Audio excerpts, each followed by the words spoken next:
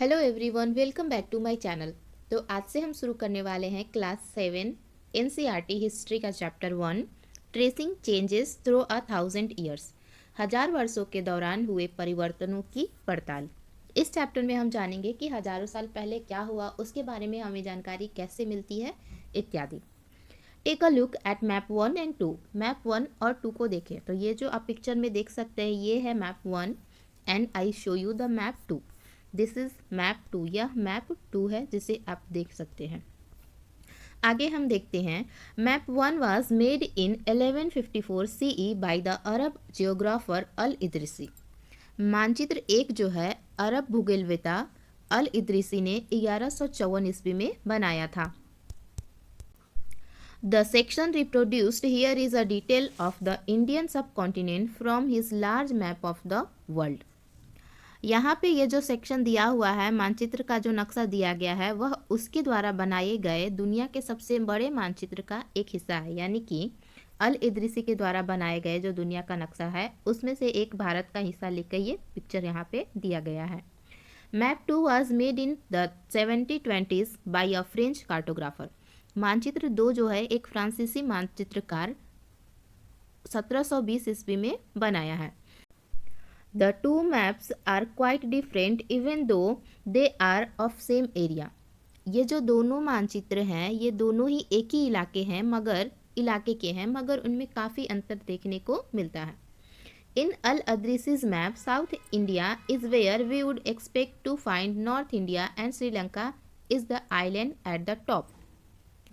अल इद्रिसी ने नक्शे में दक्षिण भारत को उस जगह बताया है जहाँ पे हम आज उत्तर भारत को ढूंढते हैं और श्रीलंका के द्वीप ऊपर की तरफ हैं।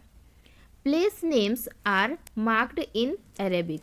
और ये जो नाम है वो अरेबिक में लिखे हुए हैं। और ये है मैप नंबर 2। इसमें हम देखते हैं and there are some well known names like Kannauj in Uttar Pradesh. और उनमें कुछ जाने पहचाने नाम भी हैं जैसे कि उत्तर प्रदेश का कन्नौज। मैप नंबर हम 2 में देखते हैं was made nearly 600 years after map 1। जो मैप 2 है मैप 1 के बनने के 600 साल के बाद बनाया गया है। During which time information about the subcontinent had changed considerably। और इसके दौरान जो उपमहाद्वीप के बारे में सूचनाएं हैं वो काफ़ी बदल गई हैं। These maps seems more familiar to us and the coastal area in the particular are surprisingly detailed। यह नक्शा हमें ज़्यादा परिचित लगेगा और उसमें विशेषकर तटीय इलाकों के बारे में जो बारीक ब्यौरे हैं यह देखकर आश्चर्य होता है। This map used by European sailor and merchants on their वोयाक्स।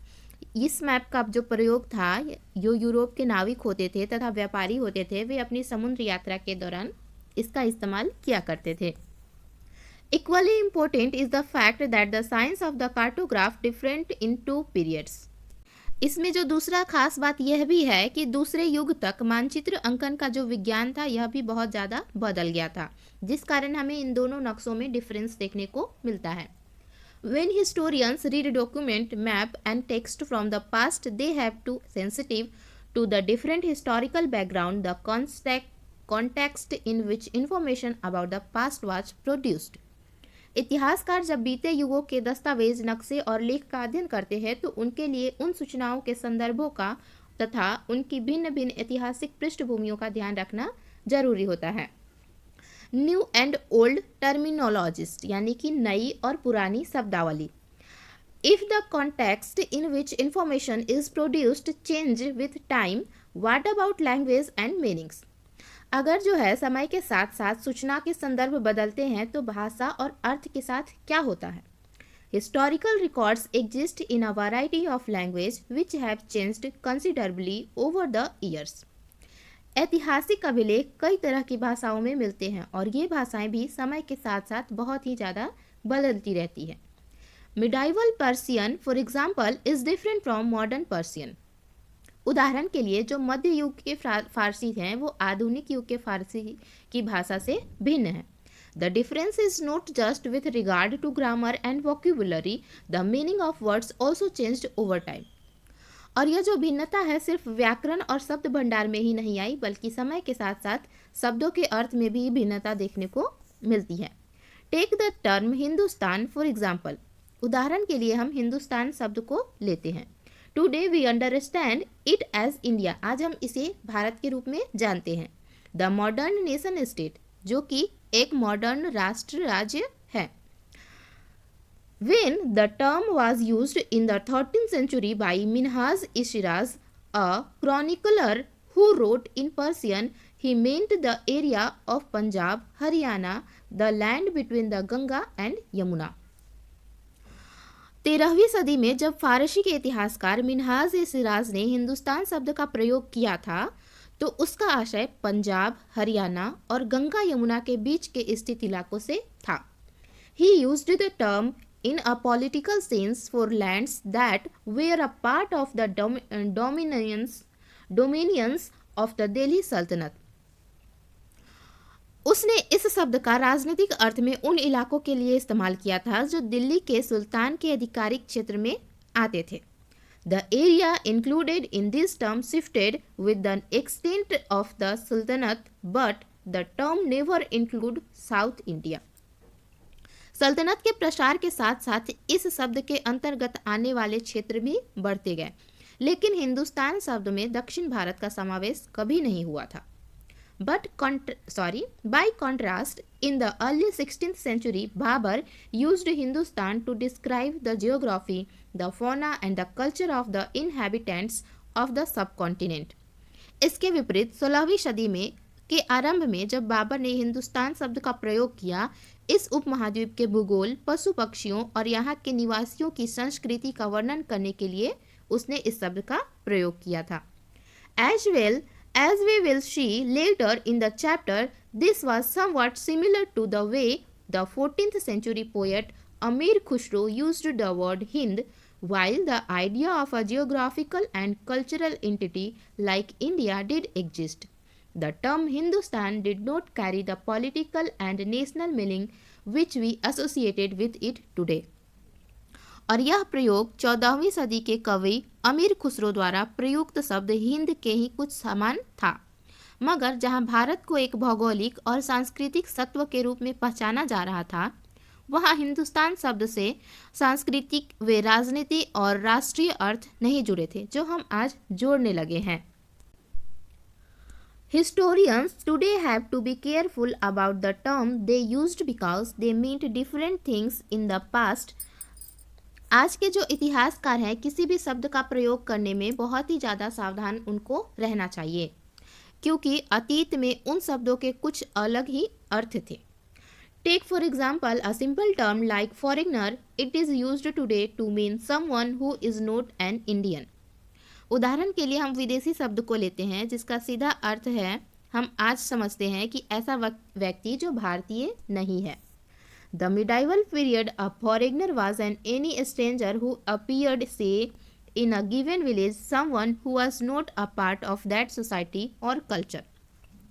और मध्य युग में जो फॉरेनर शब्द था, किसी गांव में आने वाले कोई भी अनजान व्यक्ति जो उस समाज या संस्कृति का अंग न हो, उसके लिए यूज किया जाता था। परदेसी, और हिंदी में हम परदेसी शब्द का प्रयोग करते हैं। It might be used to describe such a person and in Persian In Hindi, the term Pardesi might be used to describe such a person and in Persian अजनबी। हिंदी में यह शब्द जो है किसी ऐसे व्यक्ति के लिए प्रयोग होता है जो परदेसी है, और फारसी में अजनबी कहा जा सकता है, जिसे लोग नहीं जानते। A city dweller therefore might have regarded a forest dweller as a foreigner, but two peasants living in the same village were not foreigners to each other, even though they may have had different religious or caste backgrounds. इसलिए किसी भी नगरवासी के लिए वनवासी विदेशी होता है, लेकिन एक ही गांव में रहने वाले दो किसान अलग अलग धार्मिक या जाति परंपराओं से जुड़े होने पर भी एक दूसरे के लिए विदेशी नहीं होते हैं। हिस्टोरियंस एंड देयर सोर्सेस, इतिहासकार और उनके स्रोत। Historian used different types of sources to learn about the past depending upon the period of their study and the nature of their investigations.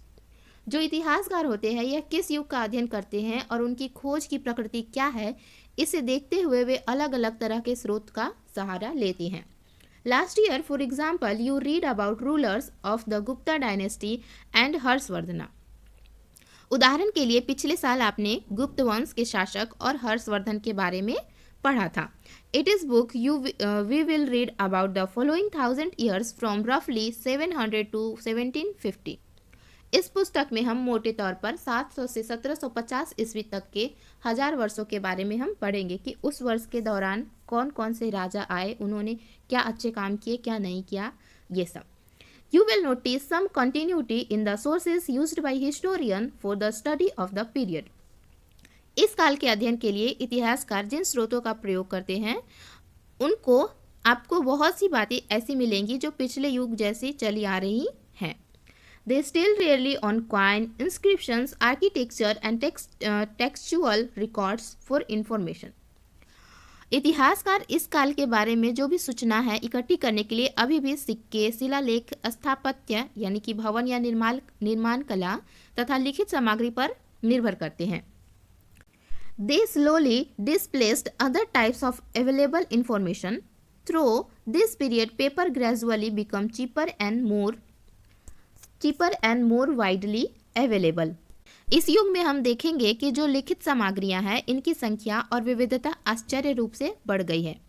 इसके आगे इतिहासकार सूचनाओं के दूसरे प्रकार के स्रोत का इस्तेमाल धीरे धीरे कम करने लगे हैं। People used it to write holy text, और इस समय जो है पेपर का प्रयोग बढ़ गया है जिसका प्रयोग लोग होली टेक्स्ट यानी कि धर्म ग्रंथ या धर्म की बुकों को लिखने के लिए करने लगे हैं। Chronicle of rulers, letters and teachings of sons, petitions and judicial record and for register of accounts and taxes. लोग धर्म ग्रंथ, शासकों के वृत्तांत, संतों के लेख तथा उपदेश, अर्जियां, अदालतों के दस्तावेज, हिसाब तथा करों के खाते आदि लिखने में इसका प्रयोग करने लगे हैं। Manuscripts were collected by wealthy people, rulers, monasteries and temples. धनी व्यक्ति, शासक जन, मठ तथा मंदिर पांडुलिपियां एकत्रित किया करते थे। They were placed in libraries and archives, और उनको अभिलेखागारों में और या पुस्तकालयों में रखा जाता था। These manuscripts and documents provide a lot of details information to historian, but they are also difficult to use. इन पांडुलिपियों तथा दस्तावेजों में इतिहासकारों को बहुत सारी विस्तृत जानकारी मिलती है, मगर साथ ही इनका प्रयोग करना भी कठिन है। There was no printing press in those days, so scribes copied manuscripts by hand. उन दिनों छापे खाने नहीं होते थे और इसीलिए ही जो लिपिक या नकल निवास थे हाथ से ही पांडुलिपियों की प्रतिकृति बनाते थे, यानी कि सेम टू सेम वैसा बनाना होता था तो वे हाथ से ही उनको लिखते थे। If you have ever copied a friends homework you would know that this is not a simple exercise. अगर आपने कभी अपने दोस्त की बुक से कॉपी से अपनी कॉपी में उसको छापा होगा यानी कि सेम टू सेम उतारा होगा तो आपको पता होगा कि यह कोई आसान काम नहीं है। Sometimes you can not read your friends hand writing and are forced to guess what is written. कभी कभी आप अपने दोस्त की हैंड राइटिंग को नहीं पढ़ पाते और फिर जोर देते हैं कि यह क्या लिखा हुआ है। As a result there are small by significant difference in your copy of your friends work. और रिजल्ट ये होता है कि आपके दोस्त और आपके कॉपी के बीच में कुछ न कुछ थोड़े अंतर देखने को मिलते हैं। मैन्युस्क्रिप्ट कॉपिंग इज समवॉट सिमिलर, और मैन्युस्क्रिप्ट जो कॉपी करने की जो काम होता था ये भी बिल्कुल ऐसा ही होता था।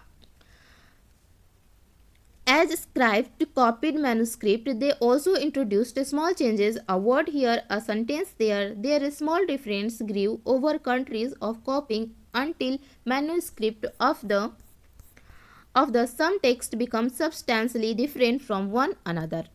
तो जो पांडुलिपियाँ होती थी इसकी प्रतिलिपि बनाने में भी कुछ यही अंतर आते थे। प्रतिलिपियाँ बनाते हुए लिपिक छोटे मोटे फेरबदल करते चले जाते थे, कहीं कोई शब्द कहीं कोई वाक्य, ये सब इसमें अंतर देखने को मिलता था।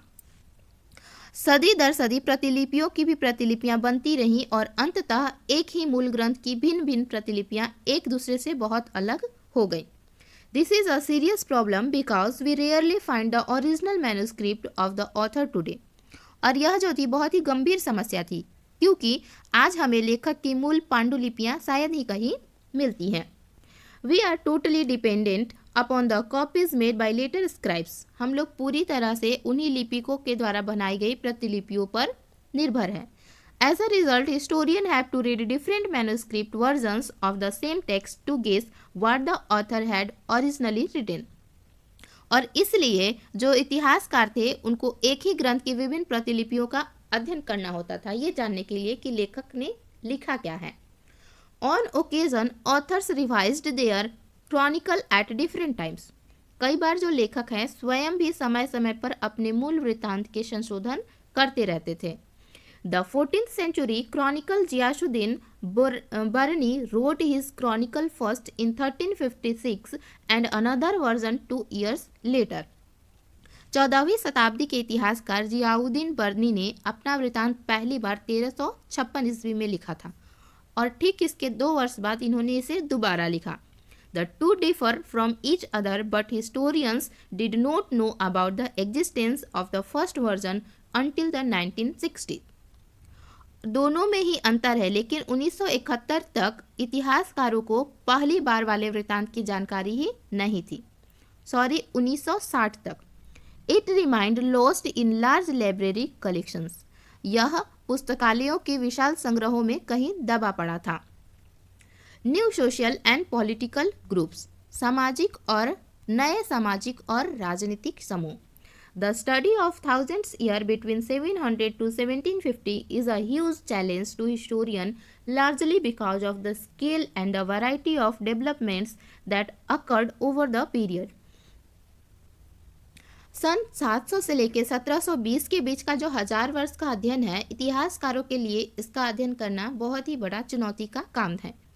मुख्य रूप से इसलिए कि इस पूरे काल में बड़े पैमाने पर और अनेक तरह के परिवर्तन हुए।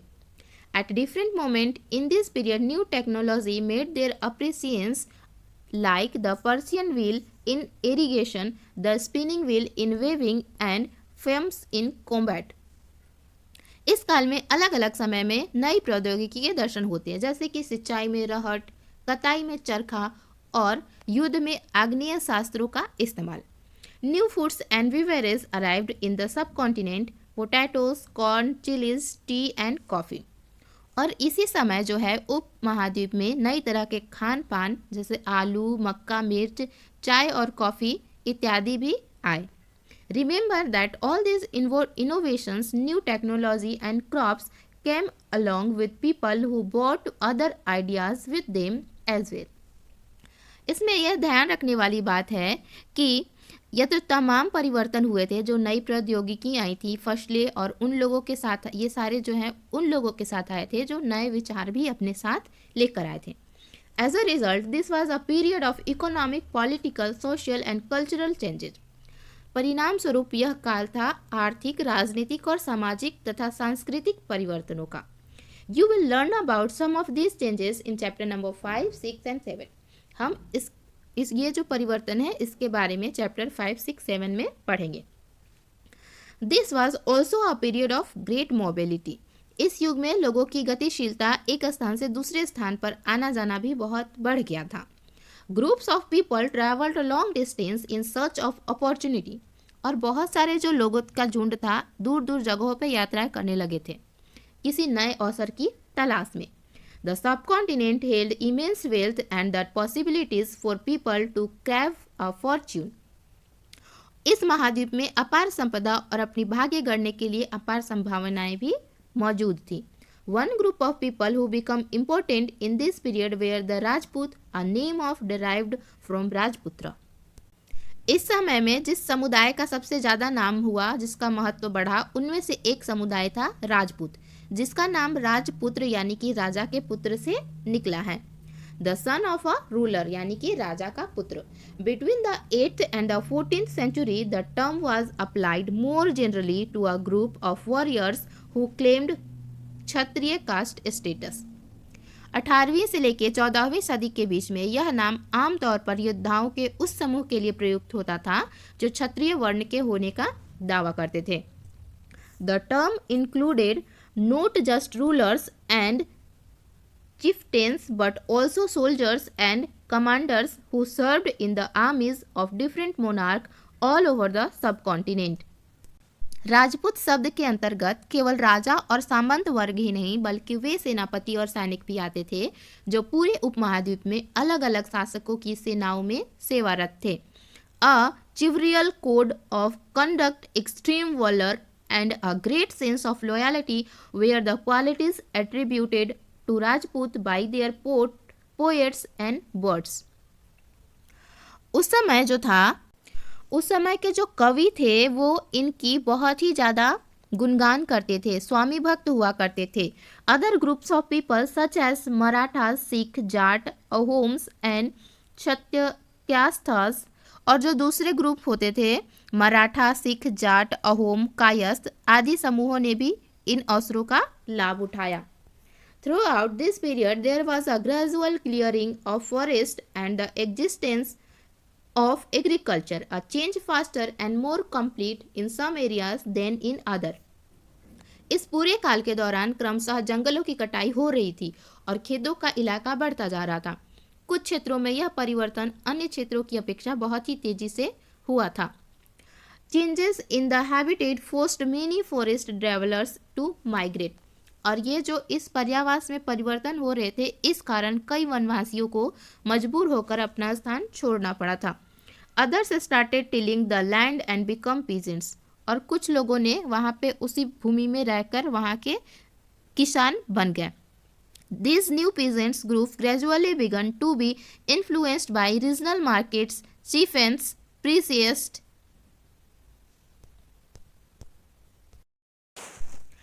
Other started telling and become peasants, और दूसरे लोगों ने वहीं जुताई करना शुरू किया और वहाँ के वे किसान बने गए। This new peasant group gradually began to be influenced by regional market, chieftains, priest, monasteries and temples, और ये जो कृषक के नए समूह थे ये क्षेत्रीय बाजार, मुखिया, पुजारी, मठ और मंदिरों से प्रभावित होने लगे। They become a part of large complex society and were required to pay taxes and offer goods and service to local lords. उन्हें कर चुकाने पड़ता था और स्थानीय मालिक वर्ग की बेगारी करनी पड़ती थी। As a result, significant economic and social difference emerged amongst peasants. परिणाम स्वरूप किसानों के बीच में जो था आर्थिक और सामाजिक अंतर उभरने लगा था।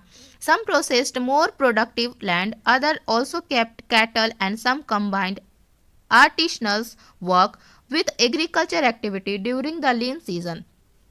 कुछ किसानों के पास ज़्यादा उपजाऊ जमीन होती थी, कुछ लोग मवेशी पालते थे, कुछ लोग खेती से खाली समय में दस्तकारी आदि कुछ काम कर लेते थे। As society became more differentiated, people were grouped into jatis or subcaste and ranked on the basis of their background and their occupation. और जैसे जैसे समाज में अंतर बढ़ने लगा, लोग जातियों और उपजातियों में बंटने लगे और उनकी पृष्ठभूमि और व्यवसाय के आधार पर उन्हें समाज में ऊंचा या नीचा दर्जा दिया जाने लगा। Ranks were not fixed permanently and varied according members of जाति, और ये जो दर्जा था यह अस्थायी नहीं था। किसी जाति विशेष के सदस्यों के हाथों में जितना सत्ता, प्रभाव और संसाधन का नियंत्रण है इसके आधार पर उसके दर्जे बदलते रहते थे। Jatis framed their own rules and regulations to manage the conduct of their members. अपने सदस्यों के व्यवहार का नियंत्रण करने के लिए ये जो जातियां हैं स्वयं ही अपने अपने नियम बनाती थी।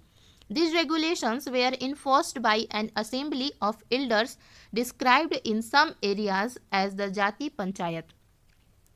इन नियमों का पालन जाति के बड़े बुजुर्गों की एक सभा करवाती थी जिसे कुछ इलाकों में जाति पंचायत कहा जाता था। But jatis were also required to follow the rules of their villages. Several villages were governed by a chieftain. Together they were only one small unit of a state. लेकिन जातियों को अपने निवास के गांवों के रिवाजों का पालन भी करना पड़ता था। इसके अलावा कई गांवों पर मुखिया का शासन होता था। कुल मिलाकर वे किसी राज्य की एक छोटी इकाई भर होती थी। रीजन एंड एम्पायर, इस टॉपिक को हम इसके नेक्स्ट पार्ट में करेंगे। Thank you for watching.